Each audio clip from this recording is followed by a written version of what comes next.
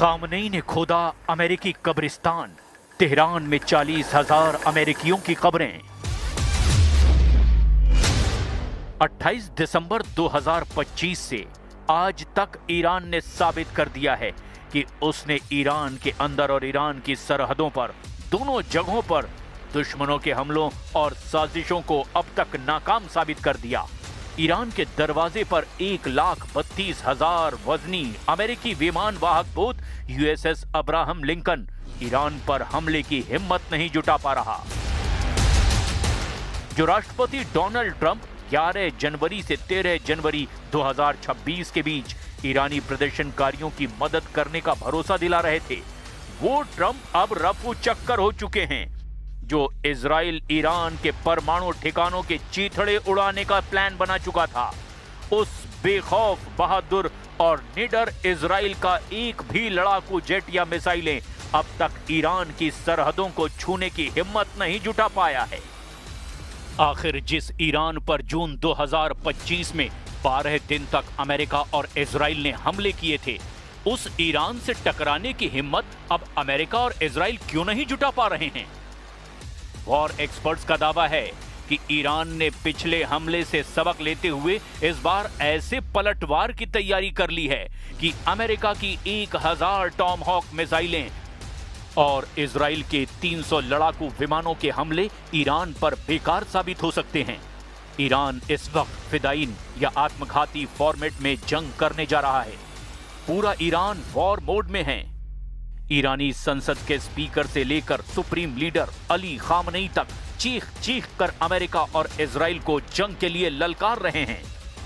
ईरानी media ने दावा किया है कि सुप्रीम लीडर खामनेई के आदेश पर तेहरान के नजदीक मौजूद सबसे बड़े कब्रिस्तान में अमेरिकी सैनिकों की कब्रें तैयार कर ली गई हैं, जिसमें अमेरिकी सैनिकों को मारने के बाद दफनाया जाएगा।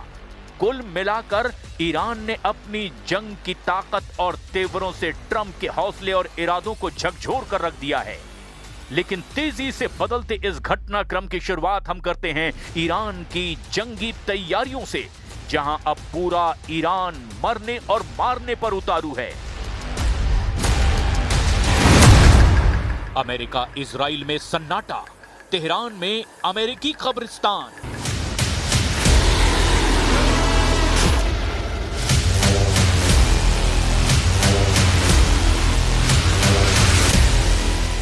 पूरी दुनिया जान चुकी है कि अमेरिका और इजराइल ईरान के मिसाइल पावर से बेहद खौफजदा हैं। जहां ट्रंप लगातार ईरान से बातचीत की रट लगाए हुए हैं, तो वहीं ईरान बार बार एक ही बात दोहरा रहा है कि हमारी 3000 मिसाइलें और हजारों ड्रोन अमेरिकी युद्धपोत अब्राहम लिंकन को अरब सागर में डुबो देंगे। 31 जनवरी से 1 फरवरी के बीच ईरान की टॉप लीडरशिप ने भी अमेरिका से आर पार की जंग का ऐलान कर दिया है। सभी कमांडरों को ईरान ने हमले की जिम्मेदारी सौंप दी है। किसी भी स्थिति में अगर ईरान के टॉप लीडरशिप अपने कमांडरों से संपर्क नहीं कर पाती, तो ऐसी स्थिति में कमांडरों को पहले से दिए गए आदेशों के तहत अमेरिका और इजरायली अड्डों पर अंधाधुंध हमले के आदेश दिए गए हैं। यानी आखिरी ईरानी सैनिक भी अमेरिका से आखिरी दम तक युद्ध करता नजर आएगा। हम आपको यह भी बताएं कि ईरान ने बाकायदा तेहरान के पास अमेरिकियों के लिए कब्रिस्तान में कब्र खोद कर तैयार कर ली है, जिससे पता चलता है कि ईरान के सुप्रीम लीडर अली खामनेई के इरादे कितने सख्त और खूंखार हो चुके हैं। ईरान के इन फैसलों से साफ हो गया है कि वो किसी भी हाल में अमेरिका के सामने झुकेगा नहीं। और अब इसी कड़ी में ईरान ने अमेरिका को लेकर एक और ऐलान कर दिया है। ईरान की सरकारी मीडिया का कहना है कि ईरान ने तेहरान के बेहश्ते ज़हरा कब्रिस्तान में अमेरिकी सैनिकों की कब्रें खुदवा दी हैं। इन कब्रों की संख्या हजारों में है। खामनेई ने ये कब्रिस्तान अमेरिका के संभावित हमले की स्थिति में अमेरिकी सैनिकों को दफनाने के लिए खुदवाया है। खुद ईरानी सरकार से जुड़ी न्यूज एजेंसी ने इसकी पुष्टि की है। शायद यही वजह है कि अमेरिका और इजराइल ईरान पर हमला करने में देरी कर रहे हैं। इजराइल के सेना प्रमुख लेफ्टिनेंट जनरल इयाल जमीर ने ईरान और अमेरिका के बीच बढ़ते तनाव को लेकर के 1 फरवरी 2026 को एक बहुत ही महत्वपूर्ण आकलन साझा किया है। इजरायली सेना प्रमुख जनरल इयाल जमीर ने दावा किया कि अमेरिका अगले 2 सप्ताह से 2 महीने के भीतर ईरान पर सैन्य हमला कर सकता है। उन्होंने स्पष्ट किया कि अगले कुछ दिनों में तत्काल हमले की संभावना कम है, लेकिन तैयारी पूरी है। जनरल इयाल जमीर का ये बयान साबित करता है कि अमेरिका और इजराइल फूंक फूंक कर कदम रख रहे हैं। حالا این آقا هم همینطور مرتباً ادعا میکنه ولی ما ناب آوردیم و چه کردیم. به نظر من ملت ایران رو از این چیزا نباید ترسوند. ملت ایران تحت تأثیر این حرفا قرار نمیگیره، از برخورد حق نمیهراسه. ما شروع کننده نیستیم. फौजी वर्दी में ईरानी सांसद, वॉर मोड में पूरा ईरान। अब आप इन तस्वीरों को देखिए जिसमें ईरानी संसद के स्पीकर मोहम्मद बाकिर कालीबाफ और सभी ईरानी सांसद फौजी वर्दी में दिखाई दे रहे हैं। ईरानी संसद में ही अमेरिका, इजराइल और यूरोपियन यूनियन के खिलाफ जमकर नारेबाजी हो रही है।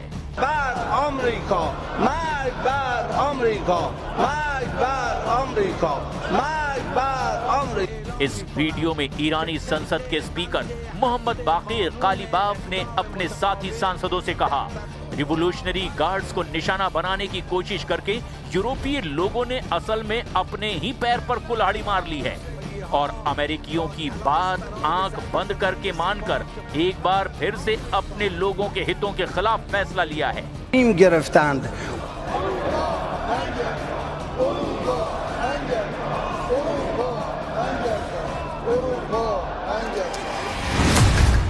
साठ अमेरिकी अड्डों पर हमले की तैयारी, खामनेई ने दिया आखिरी आदेश।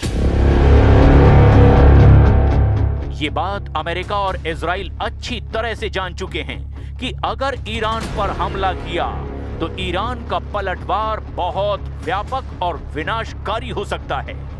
इस वक्त ईरान को रूस और चीन से सैटेलाइट और खुफिया जानकारियां मिल रही है, जबकि अरब सागर में मौजूद चीनी युद्धपोत ईरान को अमेरिकी युद्धपोत अब्राहम लिंकन की पल पल की खबरें दे रहे हैं।